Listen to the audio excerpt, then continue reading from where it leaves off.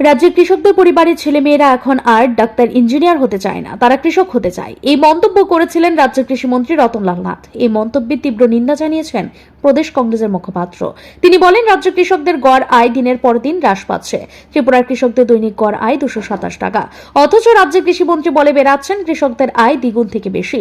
2 দিনের ভারী বৃষ্টিতে এই রাজ্যে 2 লক্ষ কৃষক এবং 1.5 লক্ষ মৎস্যজীবী লোকসানের শিকার হয়েছেন। শুক্রবার প্রদেশ কংগ্রেস ভবনে এক সাংবাদিক সম্মেলনে এই অভিযোগ করলেন প্রদেশ কংগ্রেসের মুখপাত্র প্রবীর চক্রবর্তী। তিনি অভিযোগ করে বলেন, রাজ্যের 90% কৃষি জমিতে সেচের ব্যবস্থা নেই, যা কিছু ছিল তা এখন অচল হয়ে আছে। ফলে রাজ্যের কৃষকদের কৃষিকাজের জন্য আগেকার দিনের মতোই বৃষ্টির দিকেই তাকিয়ে থাকতে হয়েছে। একই দেশে অন্যান্য রাজ্যের কৃষকদের। তাই দিল্লিতে এক, পাঞ্জাব, মধ্যপ্রদেশে, উত্তরাখণ্ডের কৃষকরা দীর্ঘদিন আন্দোলন করে মোদী সরকারকে কৃষকদের স্বার্থের পরিপন্থী বিল বাতিল করতে বাধ্য করেছেন দেশের কৃষকরা। তিনি বলেন, মোদী জমানায় দেশের 40,175টি কলকারখানা বন্ধ হয়েছে। এই সব কারখানার শ্রমিকরা এখন কাজ হারিয়ে ঘরে বসেছেন। মোদী জমানায় নতুন করে মাত্র 22,000 কলকারখানা খুলেছে।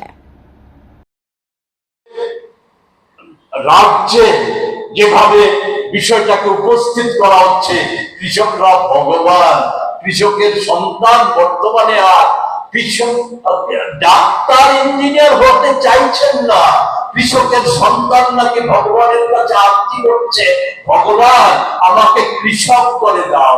অথচ আমাদের রাজ্যে কৃষির হাল, আমি অন্য কিছু বলবো না, কৃষির হাল হচ্ছে 2 লক্ষাধিক কৃষক, 1.5 লক্ষের মতো মৎস্যজীবী। গত অগাস্টের বন্যায় যারা ধ্বংস হয়ে গেছে অর্থনৈতিক ভাবে, তাদের ক্ষয়ক্ষতি নিরূপণ হয়েছে, কিন্তু সেই অনুযায়ী একেবারে ন্যূনতম যে আর্থিক সহায়তা করার দরকার, আজও তা হয়নি। কৃষি ক্ষেত্রে এখনো 90% সেচ যেগুলি তৈরি হয়েছিল সেগুলি অকেজো হয়ে আছে, এগুলিকে সচল করার কোন লক্ষণ নেই। নীতি আয়োগ তাদের সমীক্ষায় জানিয়েছে, আমাদের রাজ্যের কৃষকদের গড় দৈনিক আয় হচ্ছে 227 টাকা। শ্রমজীবীদের অবস্থা আরো করুণ। সাংবাদিক সম্মেলনে প্রবীর চক্রবর্তী বলেন, দেশে প্রায় 80% হচ্ছে শিক্ষিত যুবক যুবতী। এর মধ্যে 76.7% শিক্ষিত যুবক আর 62% হচ্ছে শিক্ষিত যুবতী। তাদের বয়স 35 বছরের মধ্যে।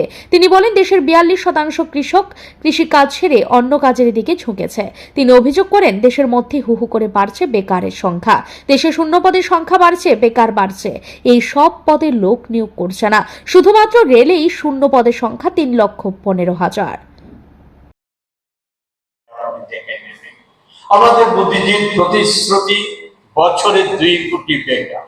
আমি সংক্ষেপে শুধু বলবো, 2014 সালে বেকারির সংখ্যা ছিল দেশে 5.4%। 2025-এ তা দাঁড়িয়েছে 7.9%। আইএলএর রিপোর্ট হচ্ছে 9.3%। আমাদের ছোট্ট রাজ্য ত্রিপুরা, মুখ্যমন্ত্রী নীতি আয়োগের সভায় ঘোষণা করেছিলেন মাত্র 1% বেকার। অথচ স্বীকৃত বেকারই হচ্ছে আমাদের রাজ্যে, প্রকৃত বেকার হচ্ছে বর্তমানে 14.3%। দেশে কেন্দ্রীয় সরকারের শূন্য পদ 9.64 লক্ষ।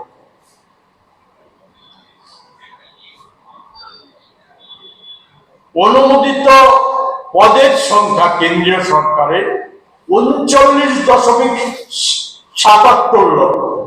কর্মরত আছে 30.42 লক্ষ। সাংবাদিক সম্মেলনে রাজ্য কেন্দ্রীয় সরকারের বিভিন্ন নীতির সমালোচনা করলেন প্রদেশ কংগ্রেসের মুখপাত্র। ব্যুরো রিপোর্ট, ঋদ্ধি নেটওয়ার্ক।